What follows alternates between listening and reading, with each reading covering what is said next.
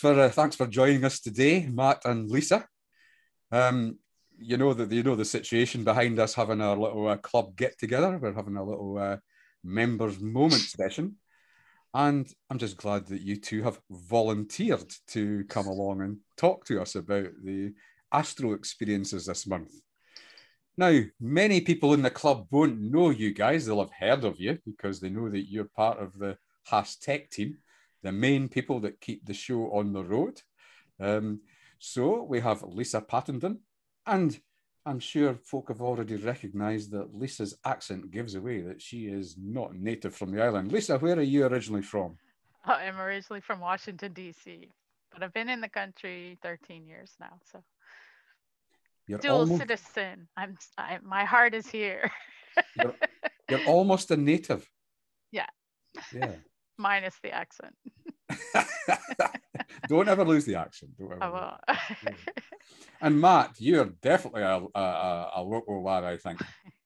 Yeah, born, raised in Inverness.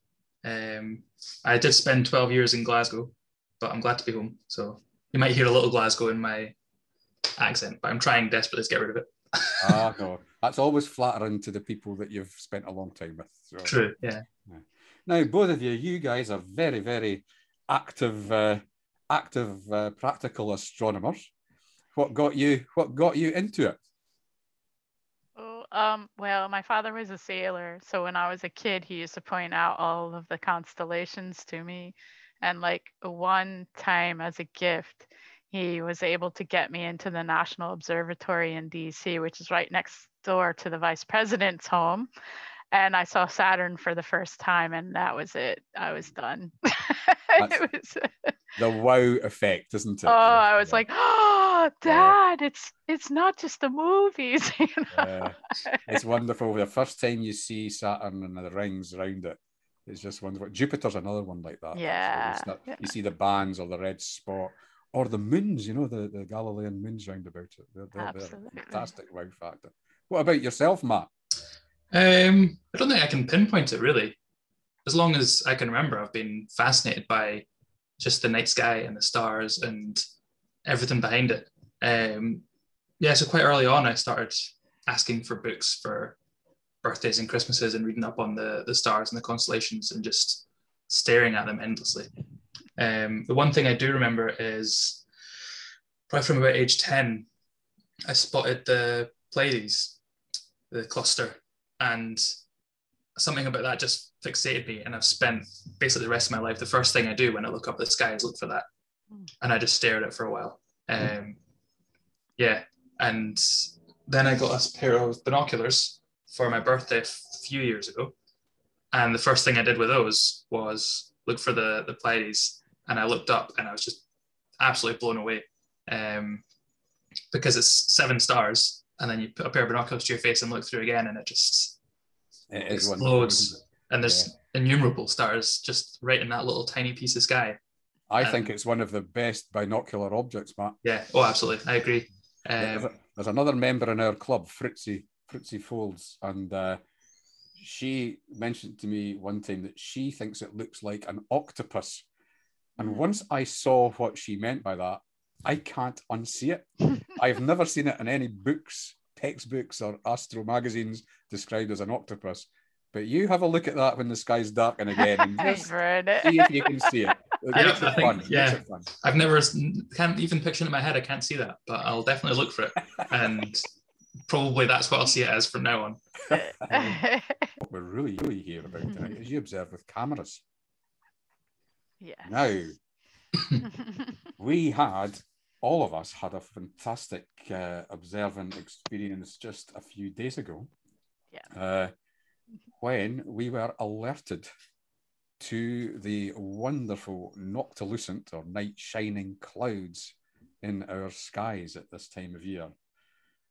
So how were we alerted, Lisa?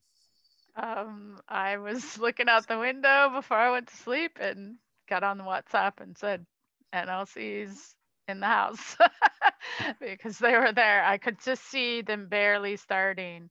and I don't know what it is. I feel like there's this calling. If the northern lights come, I get this calling. If the noctilucent clouds are there, I get, and it's just something compels me to keep my eye on the sky. And there they just slowly just started to appear, and it was quite a great show we had till the big cloud that you sent my way, Eric, came. Oh yeah. Now, for those of you who don't know, the club members, we have 2 WhatsApp groups. One is called Cosmic Convos, and that's for general astronomical discussion or even general social discussion. But we also have a group called Nebulous News, and we use that as our alert system. So when one of our members sees something, observes something, or wants to ask a question of someone, they just get on there any time of day or night, and it gets a whole group of people out the back door looking up at the sky. And that's the whole point of it. And it worked absolutely superbly for this particular event. Now, we got quite a few pictures, which we're just going to show a couple of these, and we're all going to probably talk our way through them. Right, Lisa, this after the alert, you started to ping pictures up onto WhatsApp. Yeah, this one actually is from the first time that I noticed them, June 5th. I was just in awe because it is a lot like the Northern Lights, however, a lot trickier to photograph. So I was messing around with the ISOs. I was moving around the f-stop. I was just like, how can I get what I see onto this camera? And then I finally got it. So this window is the only window out the north of my house. So it is my go-to landscape when people see my photos. Yeah, but I think that's important, Lisa, is you don't actually have to get in your car and go anywhere. Exactly. I'm in awe of the fact that it's so vibrant looking when you see them, and there's, you could see to the left, the far left in the corner, there's even a bit that's kind of cloaking around that house, so it's kind of like it's bouncing off the roof of the house, Nice. But I mean, they really gloriously changed, like over to the right above that tree, that bit started growing into something as well, and just a really neat experience. I was just like, okay, I like the NLCs now. And now, ta-da! Here is a photograph obviously taken by an expert NLC photographer. Matt, would you like to talk us through this one? Yeah, so this is actually, I'd never even heard of noctilucent clouds until I was chatting with you guys, and we're coming up to noctilucent cloud season, and everyone was talking about it, and like, oh, the season's coming up, and I was just sitting quietly. I don't know what this is, but would it be a stupid question? And then finally somebody explained what it was, and I got really, really excited. Having never knowingly, I've probably seen them in the past, but never realized what I was looking at. So I've been waiting quietly, glancing at the window at about midnight every night, waiting for it to happen. And of course, the one night that it does happen, I was tucked up in bed by 11:30. And thankfully, I forgot to put my phone on silent. So I got that alert that Lisa sent through and immediately jumped out of bed and ran to the window. And I took a few photos. So this is probably, I think this was taken at about midnight by the time that one was taken. And each photo, they got progressively more just stunning. And this is, I've tweaked it a little bit just to change the contrast and things like that and really bring out what I was seeing, because with photos, I find you never capture what you're looking at. It doesn't look quite the same in a photo as you do with your eye, and that always frustrates me. So I've done what I could to make it look how I was seeing it. But I can't tell you what my aperture was or what my shutter speed was, because I just used this thing, and it does it all itself. Yeah, it's a superb picture, done. honestly. Thank you.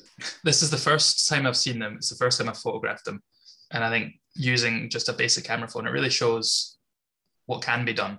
How accessible it is. Yeah, there you go. There's our accessibility thing again. As much as I'd love to have a go with somebody's big fancy telescope and lovely digital camera setup and all that stuff, It's nice to know that you can just nip outside and grab a phone. And if you don't have a phone or a camera, don't worry about it. Go out and just look Oh, at yeah. them with your naked eye. Enjoy They it. are, there is, I don't know, there's something, there's an emotion, there's an atmosphere about them. It's best, yeah.